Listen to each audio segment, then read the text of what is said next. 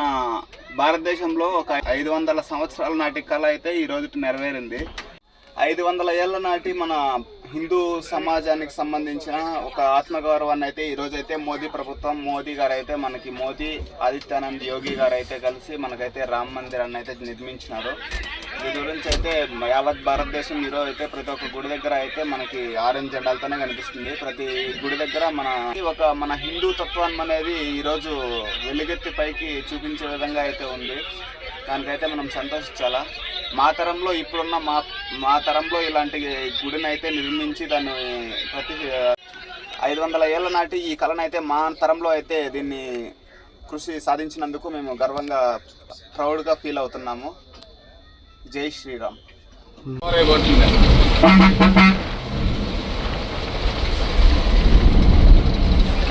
మొత్తం చూడండి, ఎక్కడ చూసినా ఆరెంజ్ జెండాలు ఈరోజు.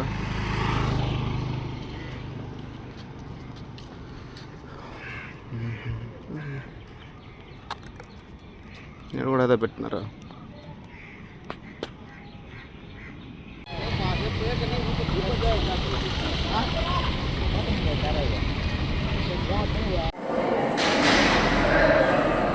చూడండి, ఇక్కడైతే అయోధ్య రామ మందిరం అయితే ఆర్టిఫిషియల్గా అయితే వేశారు.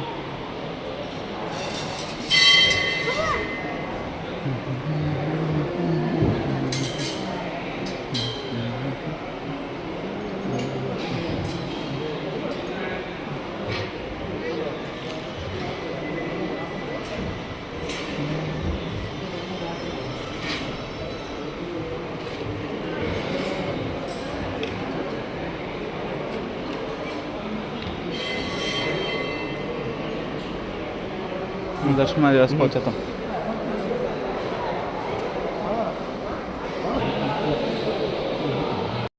ఎవరు చూస్తా ఉండలేదు. నిజమైన చూడండి, అన్ని గుళ్ళ దగ్గర అయితే ఈరోజు అయితే నరేంద్ర మోడీ రామ మందిరాన్ని ప్రాణ ప్రతిష్ఠ చేసే పూజ అయితే అంతా పెడుతున్నారు.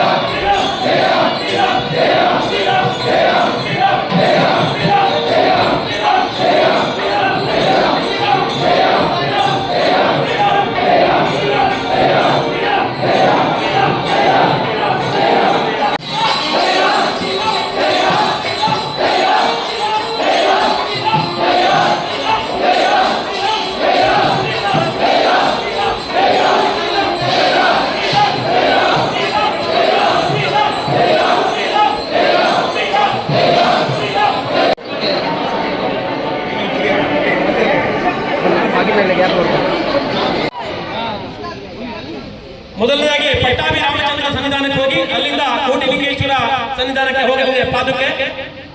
ಶ್ರೀರಾಮನ ಪಾದುಕೆ ಈಗಾಗಲೇ ಆನೆಗುಡ್ಡೆ ದೇವಸ್ಥಾನದಲ್ಲಿ ಪೂಜಿಸಿ ಪಟ್ಟಾಭಿ ರಾಮಚಂದ್ರ ದೇವಸ್ಥಾನಕ್ಕೆ ಹೋಗಲಿದೆ. ಎಲ್ಲಾ ಭಕ್ತಾಭಿಮಾನಿಗಳು ಕಣ್ತುಂಬಿ ಆ ದೇವರ ಕೃಪೆಗೆ ಪಾತ್ರರಾಗಬೇಕಾಗಿ ಕೇಳ್ಕೊಳ್ತಾ ಇದ್ದಾರೆ. ಅದೇ ರೀತಿ ವಿಶೇಷ ಒಂದು ಪ್ರಸಾದ ವಿತರಣೆ ಆನೆಗುಡ್ಡೆ ದೇವಸ್ಥಾನದ ವತಿಯಿಂದ ಆಗ್ತಾ ಇದೆ. ಅದೇ ತರ ಅನ್ನಪ್ರಸಾದ ಎಲ್ಲಾ ಭಕ್ತಾದಿಮನಿಗಳು ಈ ಒಂದು ಸುಸಂದರ್ಭದಲ್ಲಿ, ಈ ಒಂದು ಪುಣ್ಯ ದಿನದಲ್ಲಿ ಪ್ರಸಾದ ಸ್ವೀಕರಿಸಿ ಶ್ರೀ ರಾಮಚಂದ್ರನ ಹಾಗೂ ಆನೆಗುಡ್ಡೆಯ ಮಹಾಗಣಪತಿಯ ಒಂದು ಕೃಪಾ ಕಟಾಕ್ಷಕ್ಕೆ ಪಾತ್ರರಾಗಬೇಕಾಗಿ ಕೇಳಿಕೊಳ್ತೇನೆ. बोलो श्री रामचंद्र भगवान की, बोलो श्री रामचंद्र भगवान की जय श्री जय जय श्री राम, जय श्री राम, जय जय श्री राम। बोलो श्री रामचंद्र भगवान की, बोलो श्री रामचंद्र भगवान की। सरिसुमारु